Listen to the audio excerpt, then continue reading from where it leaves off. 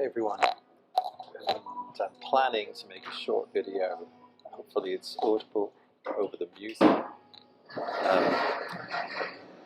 To for this week, which is the science, essentially the science and spirituality week, which is obviously something that one can talk about for 12 weeks, as some of you know, who just went through the course, the last course.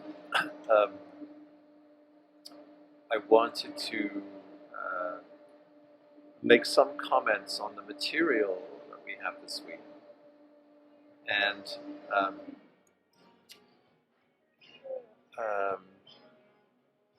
I don't want to, I think it would be easy for this course to turn into essentially a course about Ken Wilber and a critique of Ken Wilber, and I think that we probably overemphasize Ken Wilber in this course, and that there needs to be a different kind of balance.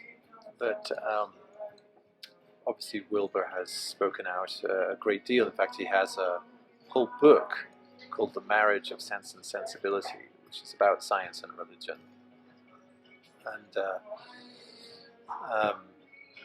And it's, I would say it's a worthwhile read, but there's some aspects, and we're all sort of, I think, slowly tuning into this. There's some aspects that I totally don't agree with.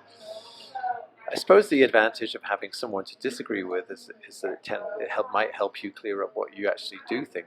What do you agree with in terms of these issues? And for me, one of the issues with Wilber has to do with his classification of things as being mythic. So that anything that is essentially story based in terms of the world's religions. So those things that we might call myth, and he basically thinks that the entire Bible is a mythic stage piece of literature. Then and that anything that is mythic, of course, is a pre-rational stage. So mythic for him in human development occurs around the age 5. So most of the world's religions, what he calls the exoteric world religions, are for him consigned to this stage, which is essentially the equivalent to consciousness level of a 5-year-old. And I guess we have to think about whether we want to entertain that idea or not. And I think that perhaps the easiest thing to say is, it's just not that simple. It's just not that simple. And part of what Wilber doesn't have in his arsenal is any kind of acknowledgement of what we might call the Western esoteric tradition, Western esotericism. So he doesn't have that. I don't think I've ever seen him talk about it. But of course at AU, many of us have become familiar with, or to some degree, this Western esoteric tradition. And Edgar Casey could easily be associated with that tradition because, essentially his work is ultimately a Western esoteric work. And so what, I think that's a big hole in Ken Wilber. So basically for him what you have are the Eastern religions, and most of those he considers to be legitimate because of their focus on the transpersonal and the non-dual. And then the Western religions, which he considers to be mythic, primarily, even though they do have transpersonal parts to them, mystical core, for example. These traditions, overall, these Western traditions are mythic stage, and based on stories that he considers to be the same as fairy stories. Well, the funny thing is the categorization of something as being a fairy story. I know that can be a pejorative, but the question is there a deeper meaning hidden in the world's fairy stories? And is there a deeper meaning hidden in the world's mythologies? And I think that there is, and so he completely discounts any kind of allegorical interpretation of the Bible, for example. And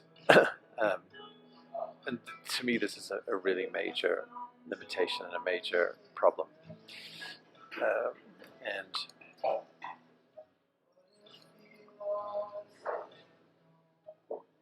along with this sort of not in lack of inclusion of anything in the Western esoteric traditions, it's the idea that there could be forms of knowing that are not scientifically based. And what I mean by that is, so Wilbur thinks that the methodology of science is the way to know something.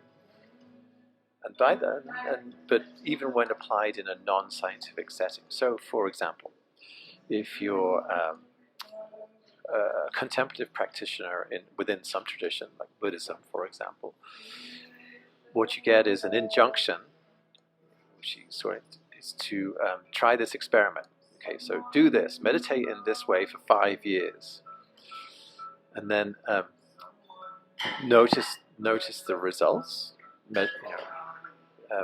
and then compare those results with others. So what he's saying is that is the way we know something. So science does it the same way, right? So it has an injunction. Look through the telescope, run this experiment, collect the results, compare with others. And so that's his categorization of science, and it's also his categorization of what is a legitimate religion for him, a legitimate spiritual tradition. What's missing? What's missing? I mean, a complete lack of acknowledgement that there are profoundly deeper ways of knowing than via these methodologies. That you can know and not have to follow injunctions or do verifications with others. You can know that there's intuition, insight, inspiration, that there's really powerful ways of knowing that have nothing to do with this kind of sort of rational, evidence-based approach to knowing something. So so how he creates a category of religion that is legitimate based on those religions essentially having a kind of scientific approach to their religious practices.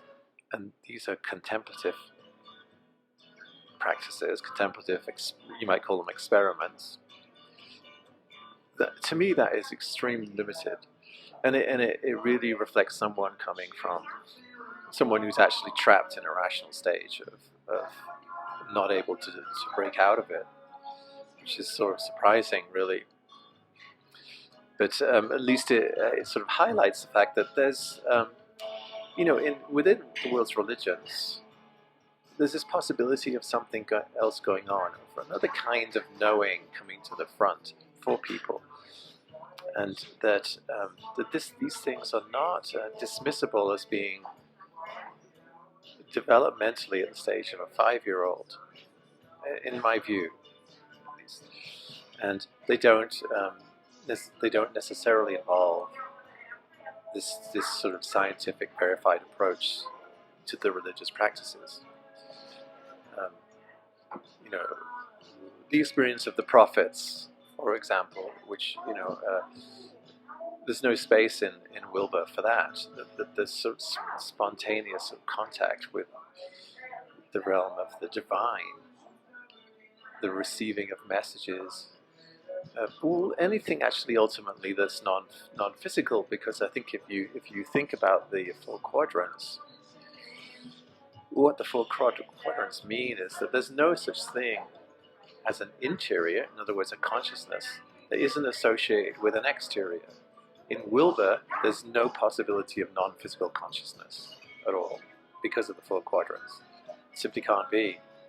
You can't have ghosts, you can't have spirits, you can't have a spiritual dimension that isn't associated with something physical. None of that can be. So everything actually for him is developmental and within the range.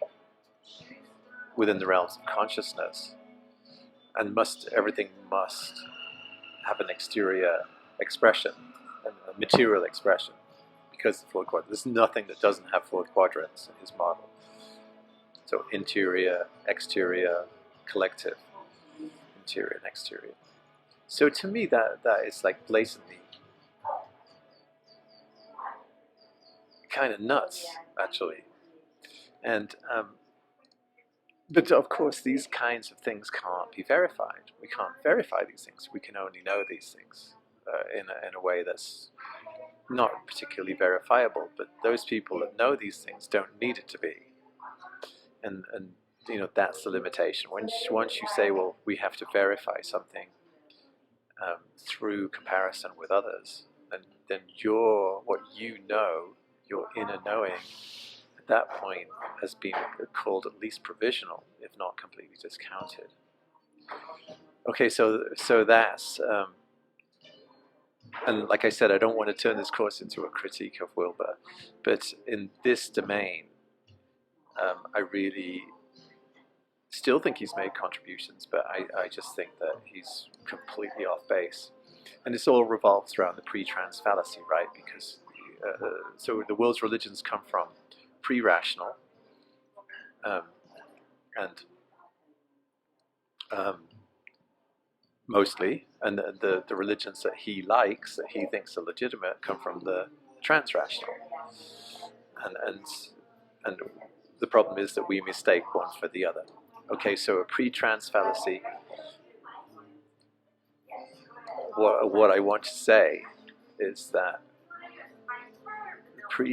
having a pre-trans fallacy in that way also creates the possibility of having a trans pre-fallacy, right? So trans pre-fallacy is that you mistake things that are trans-rational for things that are pre-rational. And I think that's what he does. And in consigning the world's, the incredible depth and richness of the world's mythologies to the pre-rational, he's committing the trans pre-fallacy. So there you go. That's my view.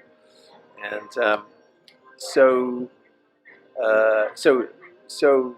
but let's not get hung up on it. We want to get to where we're at, what we think, and why we think it. How have we? What sort of capacities have we sort of activated to know what we know, and how can we go further, essentially, in knowing what we know? And this knowing being, for me, there's a shift that happens. People where the knowing shifts from this externally referenced kind of knowing, which could be scientific, but it's based on knowing things that the external world confirms in some way, and that it's sort of based on kinds of knowing where either it's what you've been told or what you've been taught, or it's what you've learned through trying things out, through actual sort of kind of personal experiments. This is what's happened to you when you did this kind of thing. So that you might call that empirical.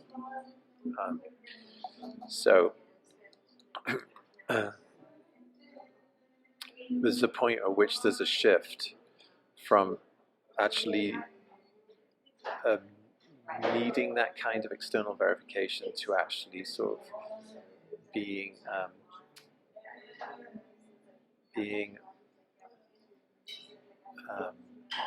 connected to a different, and I would call more authoritative inner way of knowing. And that tends to not need verification. I mean, it's not that looking for verification would be a bad thing, but these kinds of inner knowings are of a direct kind. So they carry more authority with them, they carry more certainty with them. And they're not based on thought processes, they're based on direct sort of connections, knowing within. Wilbur Wilber basically doesn't acknowledge that that kind of thing exists. So, but I think in what I see in people's evolution is that there's a transition to a point where they're in our actually our Zoom dialogue last week, we called it pilot light. The pilot light gets lit inside the inner pilot light. When that inner pilot light comes on, then you're operating based on this kind of knowing that I call direct. And our connection to it may be tenuous at times, but nevertheless, it's what our lives become oriented around. We start to orbit around a different kind of sun, to orbit around a different kind of authority. And I don't think that Wilber really acknowledges that authority. And I think that's a really important thing for us to acknowledge, and then say, okay, we don't agree with that, and then how do we move on ourselves, and what other developmental or evolutionary theories do we think represent this kind of thing better? But that's definitely a kind of evolution, it seems to me, this transition in sort of a way of knowing, essentially. Anyway, I didn't want to make this video too long, and I obviously have a lot to say about science and spirituality, so I'll probably just make videos through this week when I'm inspired to, and because I do have something that I want to say about science, which is, for me, science should not be considered as distinct from spirituality. And I'd like to talk more about that. So, I hope things are all going well for you. I'm up in snowy Colorado. It's a little bit snowy anyway, and I'll be making more videos this week, I'm sure, to talk to you. Okay, bye.